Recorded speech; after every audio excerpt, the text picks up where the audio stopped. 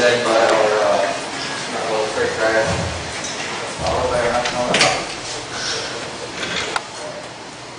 Let's put ourselves in the presence of the Holy Spirit. Almighty Father, Lord and Lawmaker par excellence, you have set everything in accordance with eternal laws. We praise and offer you our sincerest devotion, being the source and end of our existence, both as human beings and as members of the Sangguniang. We thank you for the opportunity to gather as one community of policymakers, and we ask you to send forth your Holy Spirit to guide us as we deliberate on and formulate policies and ordinances for the benefit of our people. Remind us that we are not here to create laws, but to discover those which you have decreed in eternity and enact them in time through local ordinances.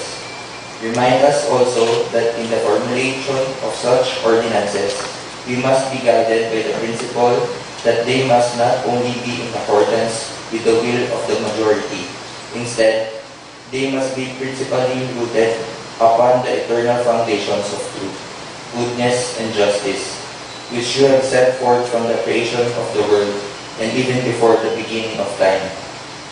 Remind us further that in crafting such ordinances, we must be guided by the most basic rule of all, that the welfare of the people is the supreme law.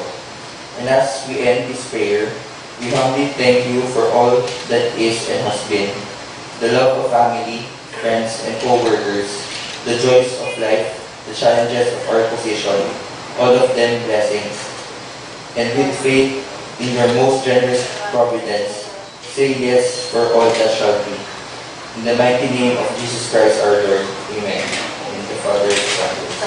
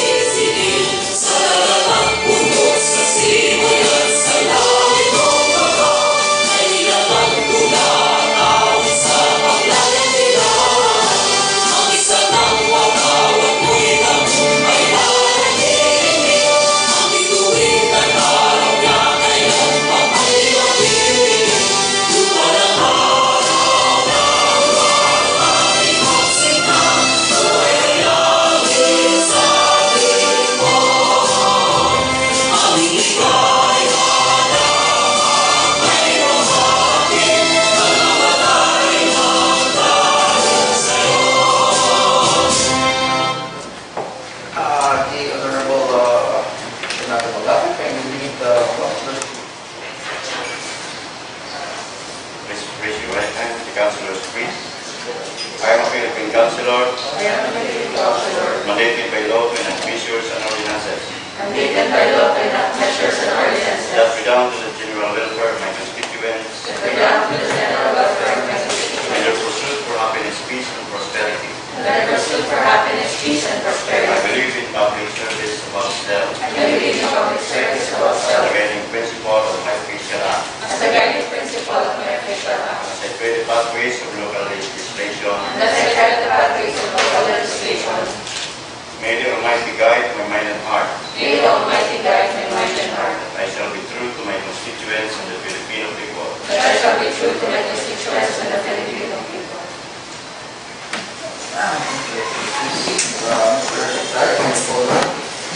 Honorable Emman Tiu Sonco, present. Honorable Lyra present. Honorable Dr. Katrina, present. Honorable Lyra Limbauan, Present. Honorable Atty. Cainday, Honorable Engineer Melcho Arago, Honorable GLAIZA, Present. Honorable Anacta, present.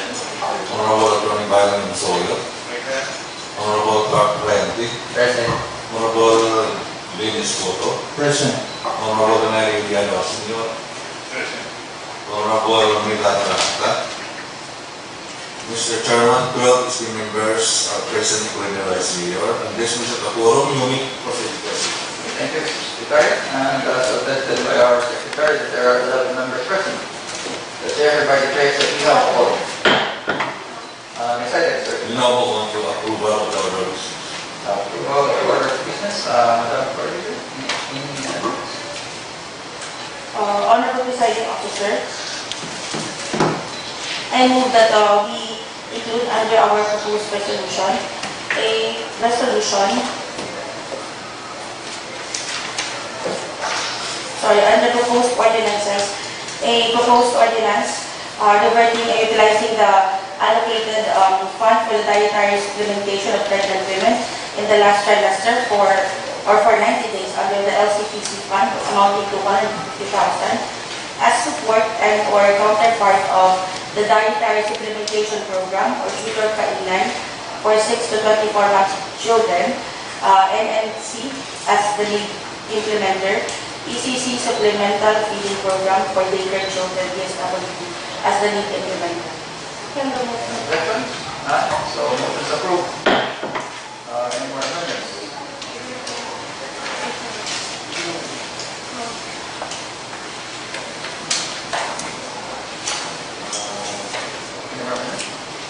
Honorable Presiding Officer, I move for the approval of the order of business as amended. Objections? None. So our order of business for today is hereby approved as amended. Next item, sir.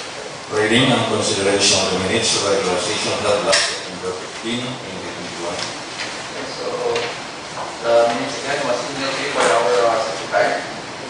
Any comments, suggestions, corrections? None. Honorable Presiding Officer, I move for the approval of the minutes of the regular session held on September 15, 2021. Objection? None. So the minutes from September 15 regular session is now approved. Next item. Item number 10, Committee Report, Committee on Social Welfare, regarding an ordinance recognizing the rights of lesbians, gays, bisexuals, transgenders, queers, and intersex in the city of Borongan against aiming at all form of discrimination solely on the basis of sexual orientation, gender identity and expression, and sex characteristics, and providing penalty for violation thereof. So, the Vice Chair of the committee also told us. Thank you, Mr. Presiding Officer. During the initial meeting, the committee members suggested to change the main title because when it was referred to the committee, the title was Anti-Discrimination Ordinance on the basis of Sexual Orientation, Gender Identity and Expression for the protection of lesbian, gays, bisexual, transgender, intersex, and queers rights in the city of Borongan. It was suggested to amend the title and the body agreed that this be called an ordinance protecting and addressing the rights of lesbian, gays, bisexual, transgender, queers, and intersex in the city of Borongan against any and all forms of discrimination solely on the basis of sexual orientation, gender identity expression, and providing penalty for violation thereof. On September 2, 2021, during the committee meeting, the proposed ordinance was discussed again by the committee together with the LGBTQI members in Borongan City and our city legal officer, Atty. Roland Solidon. We suggested to replace the phrase in the title, an ordinance protecting and addressing into an ordinance recognizing the rights. And the committee also discussed the importance of establishing LGBTQI tests in every barangay to address, record, and monitor cases of discrimination. Mr. Elmer Piros, President of LGBTQ Bisexual Pride in Borongan City, recommended to include the Pride March to be conducted in the month of June every year. On September 14, during public hearing and consultation, the committee representatives of LGBTQI members in Borongan City, PNP Borongan representative, and ASU GAD Director, Dr. Bernadette Cada, again discussed the proposed ordinance.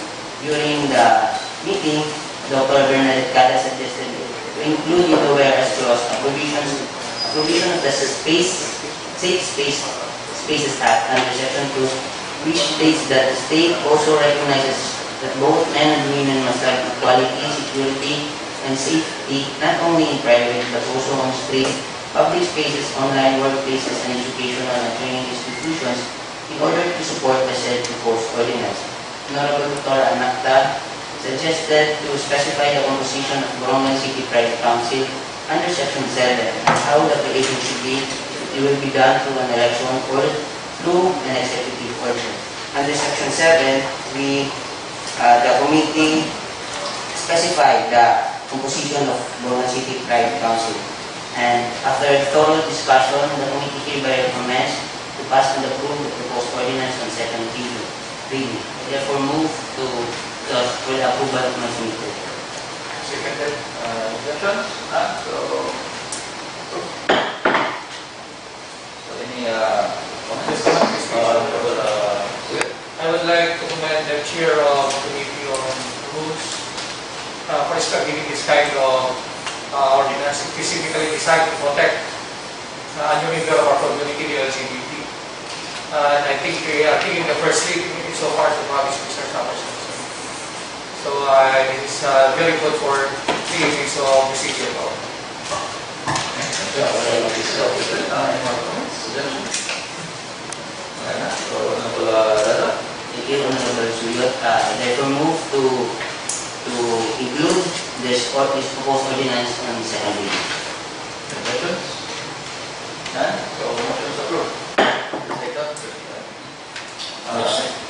Next item, new business. We have proposed ordinances. First, appropriation ordinance utilizing the savings derived from the unused calendar year 2020 20% development fund for the Agricultural Agricultura program intended for the purchase of drum side trucks with hydraulic boom amounting to 5 million pesos for the realignment of a portion of the fund 2,503,688 pesos from 78 centavos for the embankment and complete building of at the Post Harvest Center in Barangay Pilitan, Borongan City. Honorable Presiding Officer, I move for the inclusion of the proposed ordinance under our business for the day for second reading. Seconded. Any objections? None? So, approved. Next item. Next is a proposed ordinance regarding utilizing the fund allocated for the dietary supplementation of pregnant women in the last price semester for 90 days under the LCPC fund amounting to 150,000 as support for counterpart with the following programs: dietary supplementation program or tutor payment for 6 to 4 months or children in CC as a leading implementer, the CC supplemental feeding program for 8-year children, DSWD as a leading implementer. Honorable Presiding Officer, I move for the inclusion of the proposed ordinance under our business for the day for second reading. Seconded. Objections? None? Approved. Next item, sir. Proposed resolutions. First, resolution authorizing Honorable Senior to enter in a MOA with DA regarding the urban agriculture program of Emman Tiu, namely urban mushroom production in Barangay Bato, community gardening in Barangay Balot, and organized urban agriculture in Barangay Bato. Honorable Presiding Officer, in order for us to understand the proposed memorandum of agreement, we have called with us the City Agriculturist, Sir Matthew Gabornet, to elaborate on the matter. I therefore move that we suspend our general rules of procedure so that we can propose questions to our Mr. Speaker. And second, the objection. The internal rules will be temporarily suspended. We have here our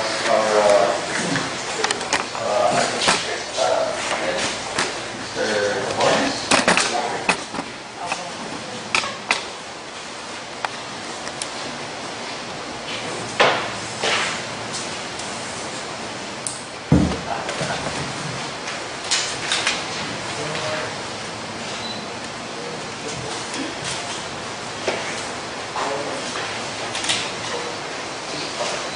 Ano niya ako? Mushroom. Ikaw na lang kami. Update na lang kami para explain. Thank you and good morning, Mr. Presiding Officer, and good morning to all members of this distinguished council. I am here to justify the request for the passage of the resolution authorizing our Honorable City Mayor, Honorable Emman Tiu Agda, to enter into a memorandum of agreement with the Department of Agriculture for 3 projects granted to the LGU with the Department of Agriculture under the Bayanihan 2 program of the same department. The projects include one, the urban mushroom production in Barangay Batu. The other one is community gardening in Barangay Kalingatngan, and the third one is urban agriculture with a hydroponic system in Barangay, the other one in Barangay Balot and the hydroponic system in Barangay Kalingatngan. These 3 projects actually were all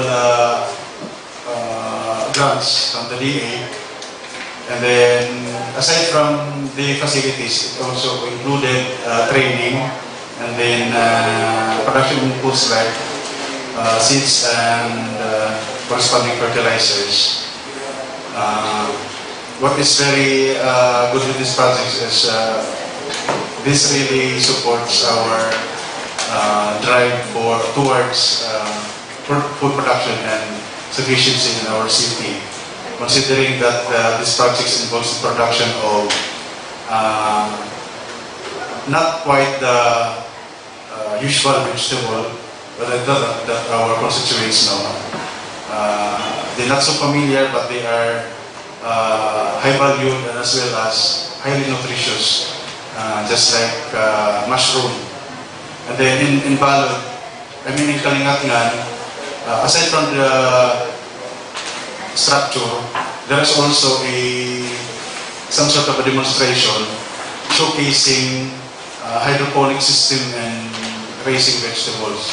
So hydroponic system insists for the information and enlightenment of the honorable members of the council. This is the raising of, or in short, this is a soilless production of vegetables. So the nutrients taken up by the growing vegetables are also spended in the solution. And then it is constantly stirred to aerate the solution to guarantee, to permit the inflow of nutrients to the whole plant system. So, medyo kaniniya. Pagbo para ito natin mga farmers. This is some sort of a showcase of technology. Soilless. Marituna. Hydroponics. Honorable Presiding Officer, I would like to ask our Mr. Speaker, in your request for the proposed resolution, it is stated that the beneficiary is Barangay Bato, but the gardening is in Barangay Balot and in Barangay Kalingatngan. Is that correct? Actually, Mr. Presiding Officer, the beneficiaries, where the project is located, there is also a corresponding farmers association that will manage and operate the project. Like for example, in Bato, the beneficiaries are the Bato Farmers Association. So, Honorable Presiding Officer, as a follow-up, how were you able to pinpoint that your beneficiaries should be Barangay Bato, Barangay Balot, and Barangay Kalingatngan only, and not the other 58 more barangays? Okay, first, Mr. Presiding Officer, because before the projects were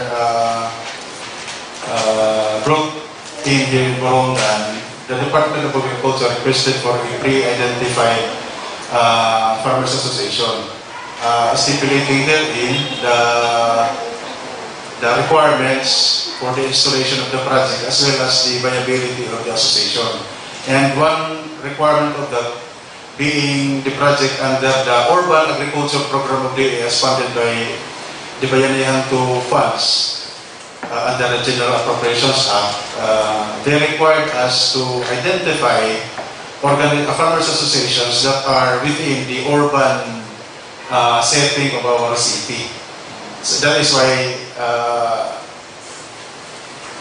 we came up with the most viable organizations qualifying for that particular requirement of being located within the urban environments of the city. So that's why we came up with Barangay Bato, Farmers Association in Bato, the Kalingatngan Farmers Association in Kalingatngan in Balon.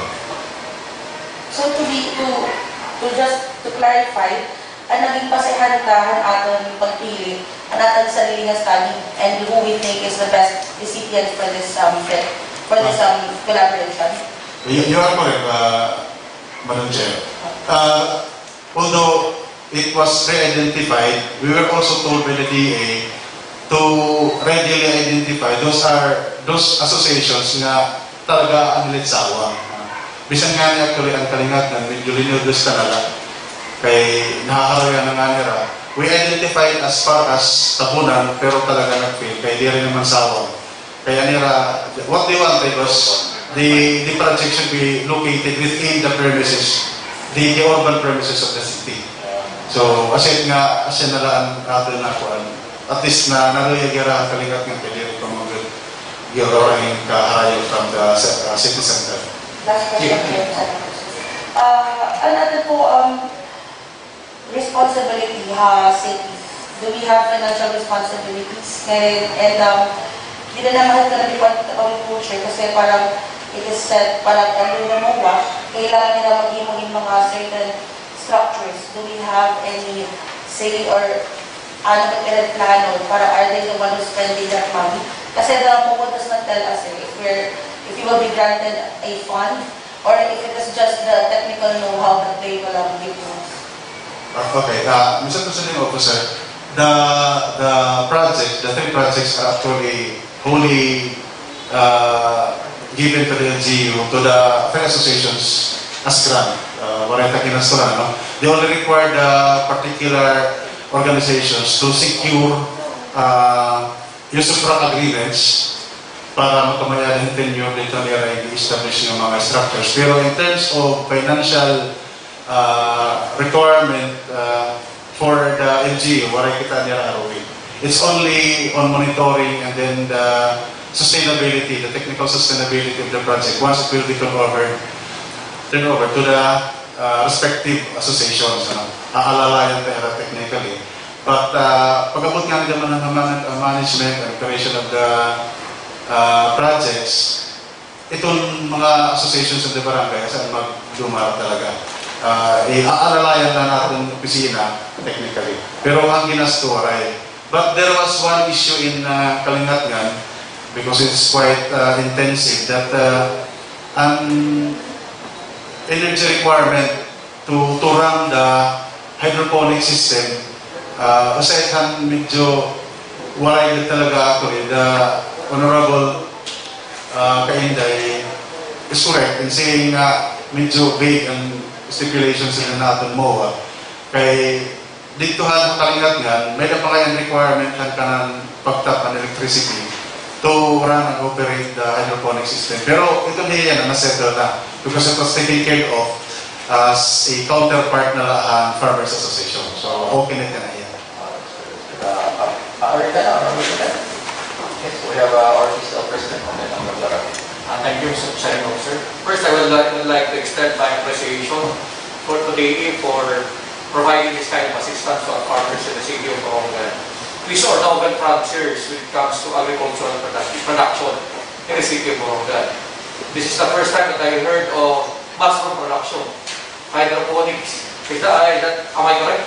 Hydroponics. Hydroponics. So these are pilot programs of the, am I correct? So if that will be the case, and if I heard it correctly, that there is no financial obligation on the part of the city. The only counterpart or obligation that has been rest on given to the city, to the LGU, is monitoring and sustainment. Because this, how much is, by the way, is the fund given to Farmers Association? Actually, Mr. President, sir, there was a stipulation actually coming from the day of how much really each project cost because what they turned over to us is in kind So everything from material inputs to the structures and then the construction establishment, they were all taken care of by the Department of Agriculture.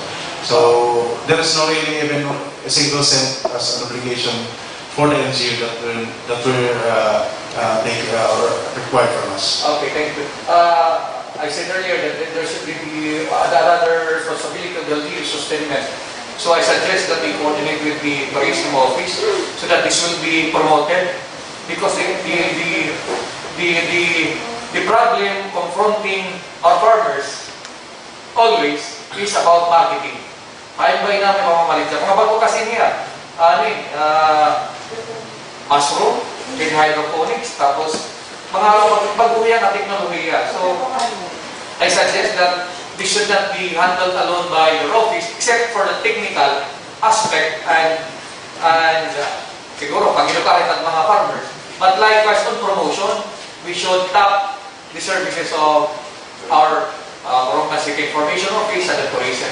Para natin yung mapapabilis, as I said earlier, this is a novel, a new frontier in agriculture in Borongan City. Bago ito niya. So kinanglan ito natin, we have to prove that today that we deserve that fund. We deserve that assistance. So we have a stake in that program na kinanglan natin yan, maging mag-succeed. Kinanglan niya mag-succeed. So, to Sir Governors, if there are issues that can be addressed by the City Council, just don't hesitate to tell us so that we can help you achieve the goal of sustaining that program and convincing the DA that indeed we deserve this kind of assistance. Thank you. Yes, actually, my query had been partially answered with the query of Atty. Suyot. However, hindi ko palalampas sa nagpapangratulate ito natin Agriculture Department para itong pagbulit ng pag-uma ang ituring ito natin mga lukwag agrikultura programs, including this to be part of the lukwag agrikultura program. I just want to inform everybody na lukwag agrikultura ito na DE, Agriculture Department of City is doing their very best. Particularly, I have to say it at Cainday Vacuum Road, which has been, this is now nearly completed. As of now, along that road, I happen to pass by that road. Giniramuhin na dito na quality agriculture, pananim. If you happen to go there, you will notice, in fact, one of our borrower, pinita ko nila tanong, makukay, nakapalit na nga ni at, and damula ay nga vegetables. Inahatang pero therefore, di ka inutang pa naman niya.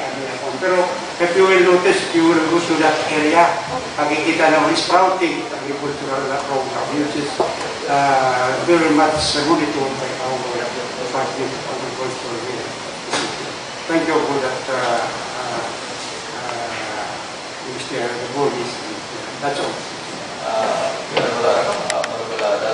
Thank you, Mr. President Officer.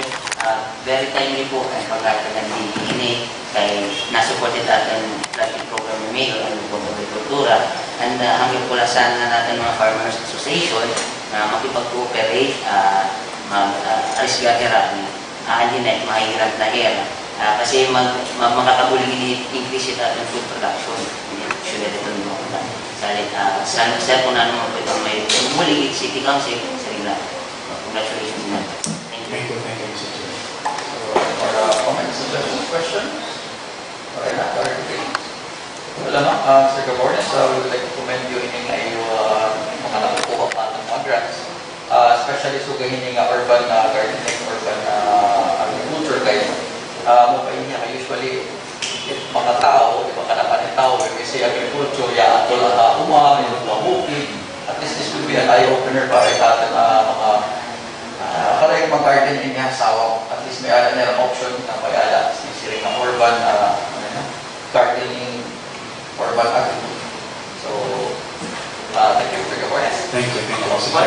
Mr. Chair, if I may take this opportunity also to inform this honorable body about the status of our implementation of the Local Agricultural Program as mentioned by the Honorable Arago.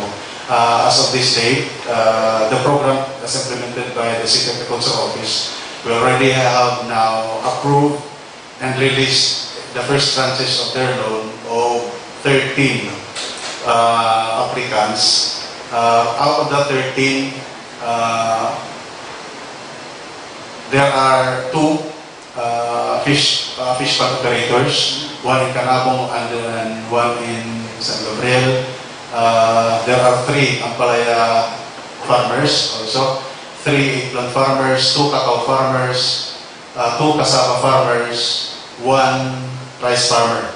And then we are also processing now an initial of 53 applications for the eventual approval also, as we will recommend it to the Local Agricultural Board. And we are even anticipating additional applications because we are now encouraging all our rice farmers to avail of our loan facility and the Local Agricultural Program, as well as our fisher folk, particularly on the construction of motorized bangka.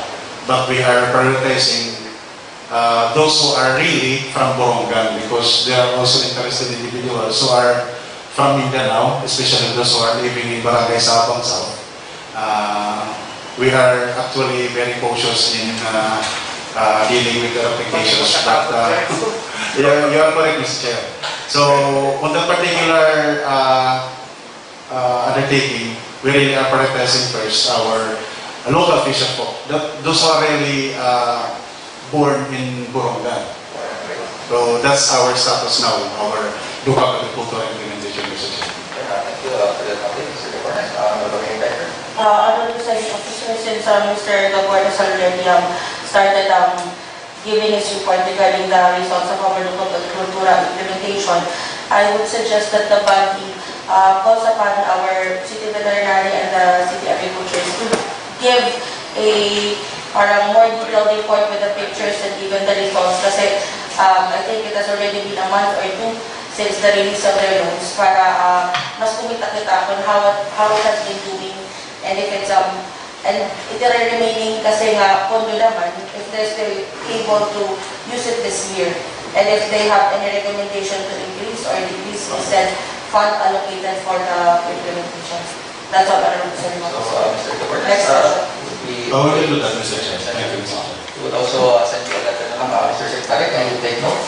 We will invite next session Mr. Gabornes and our third our officer. Thank you, Mr. President. Just a follow-up, this is related to the issues raised a while ago.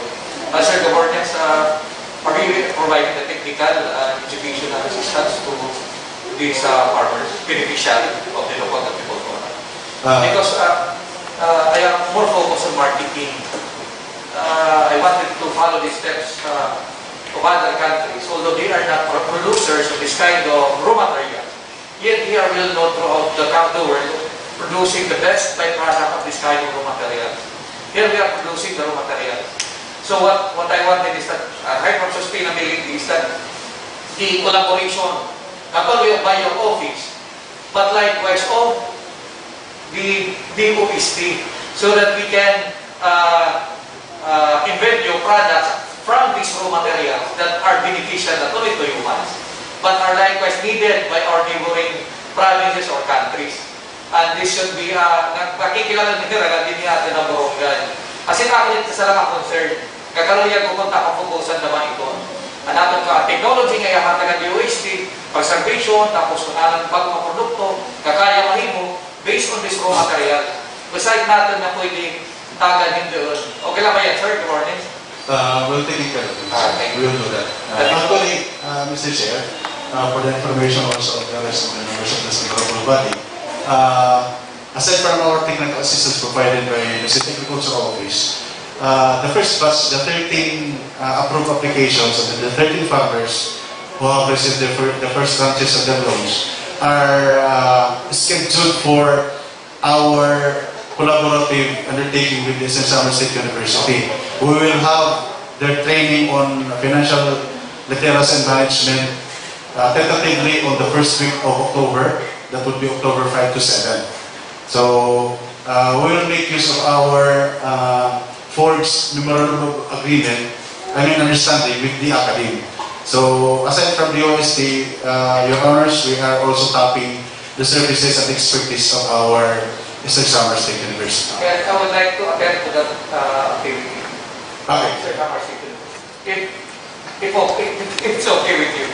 No problem. Kasi kami ko daw mag-ikuan na binigyan natin. No problem. Thank you. Any members of this honorable body who wishes to join the slated training for our farmers and our extension workers, you are most welcome, Your Honors. Mr. Chair. Thank you, Mr. Gabriel. Schedule, kaya si our Mr. Chair, the schedule is tentatively on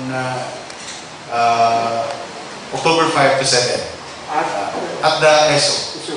October 5 to 7. That would be Wednesday, Thursday, Tuesday, Wednesday, Thursday. October 5, 6, 7. Sige, so take note kung hindi talaga mag-attend. Anybody?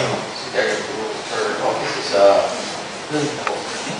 Okay, so thank you, Mr. Gabornes, for that update. Salamat po at kanina yung mag-explain na ganyan MOA.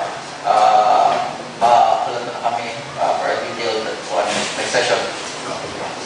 Thank you for having me here, Your Honors and Mr. Chair. Thank you, everyone. Kaya para wala kami, kaya kami very much support natin mga programs in SCT. So, Madam Clerk. Honorable Presiding Officer, since we are done with our questions to our resource speaker, I therefore move that we have to suspension of our rules of procedure so that we can proceed with our session. Any objections? None. So, that is for our suspension of our internal rules hereby listed. Continue, Madam Clerk. Honorable Presiding Officer,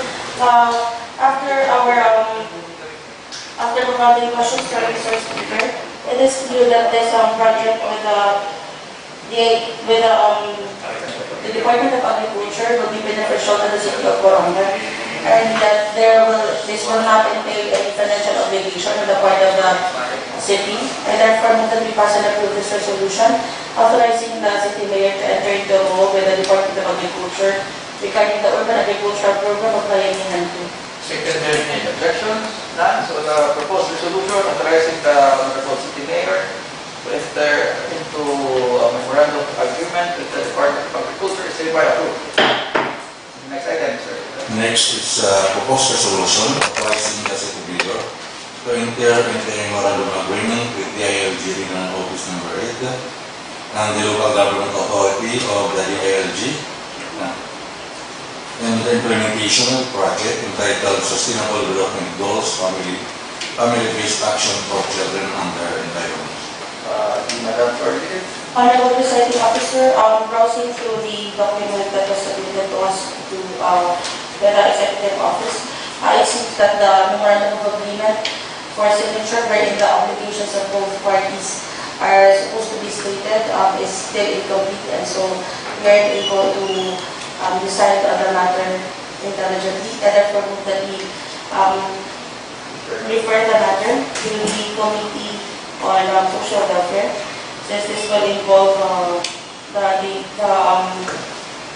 this will involve the implementation on the Sustainable Development Goals on family.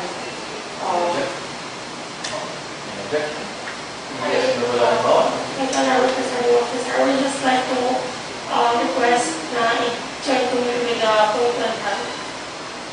Okay. So, any more comments, suggestions? So refer this to the Committee on Health and Committee on Social Welfare. Thank you. Next item, Mr. Next proposed resolution authorizing the city mayor to enter into a memorandum of understanding with Eastern Samar Provincial Hospital in relation to the DOH accredited ambulance service. Madam Clerk. Honorable Presiding Officer, this memorandum of understanding contains provisions which would entail financial obligation on the part of the city only because of the consumption of gasoline. But this will be very beneficial considering our health crisis at the moment. I therefore move that we pass and approve this resolution authorizing the city mayor to enter into a MOU with the Eastern Samar Provincial Hospital as represented by Governor Benty. Second, any objections? None. So the proposed resolution authorizing the city mayor to enter into memorandum of agreement with Eastern Samar Provincial Hospital is hereby approved. Next item, sir. Item number 12, business for read for second reading of the following ordinances. An ordinance recognizing the rights of lesbians, gays, bisexuals, transgenders, queers, and intersex in the city of Borongan and providing for the cooperation thereof. So, any comments, suggestions, questions? The Honorable Cainday. Honorable Presiding Officer, looking at the draft ordinance that was sent to me, I would like to move that we delete on the part of section 3A in the definition of terms, the term discrimination, the word distinction. Not because it is not, I just feel that there's no problem with being distinct or unique. It does not mean being discriminated, but only that word, because being distinct and being unique, I think, is a very good character. Then it does not mean discrimination. If what the author would have done on the website. Noted. Are you done? Okay, any more comments, suggestions? Honorable Limbauan. Thank you, Honorable Presiding Officer. Para ko lang sana i-comment ito natin Vice Chair itong social welfare for coming up to this ordinance. Sana yung ordinance, if ma-approve, maging dapat mabubuti ng ating LGBTQI community na katagal na rin boses. And sana matuhay na grabe ito na organisasyon din na Thank you, Honorable Balan. I would like to thank this honorable body for supporting me in Kathlyn's ordinance. Actually, this is a product of series of consultative meeting na natin LGBT community. With your support, sigurado na malilipay natin ang hugos na LGBT community ng Borongan. Kasi ikaduha pa lang kita, hugos na ispinsama at may lahin ng sugaling ng pinasa. Isang nila na ito may lahin ng ispinsama. So, thank you everyone. Thank you.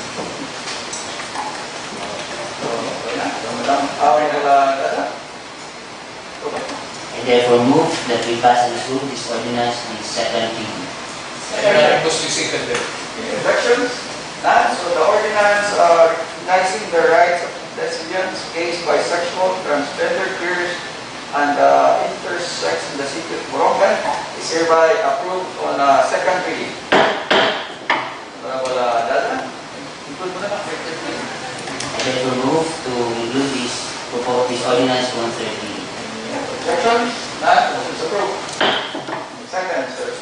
For second reading is an proposed ordinance reverting or utilizing part allocated to the dietary supplementation program to women as the counterpart for the dietary supplementation program for total for 6 to 24 old man children.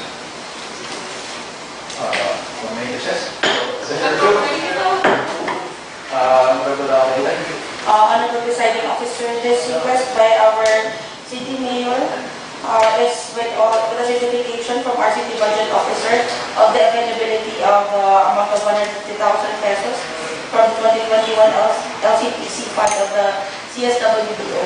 And since this is intended for the implementation of another beneficial or very good project, and therefore we will pass and approve this appropriation ordinance on second reading. Second objections? None. So the proposed appropriation ordinance hereby approved on second reading. Honorable Cainday. Honorable Presiding Officer, I move for the inclusion of the proposed appropriation ordinance under our business for the day for third reading. Objections? None. Motion approved. Next item, Mr. For third reading of the following ordinances. An ordinance recognizing the rights of lesbians, gays, bisexuals, transgenders, queers, intersex, and Borongan against any and all form of discrimination solely on the basis of sexual orientation, gender identity and expression, and sex characteristics, and providing penalty for violation of. Another is an ordinance reverting utilizing fund allocated for the dietary supplementation of pregnant women in the last 5 semester or 40 days under the LCPC fund amounting to 150,000 as support and or counterpart to the following programs: dietary supplementation program or tutor kainan for 6 to 24 months old children, NCC as led implementer, PCC supplemental feeding program for daycare children, DSWD as led implementer. That's all for our training, Mr. Officer.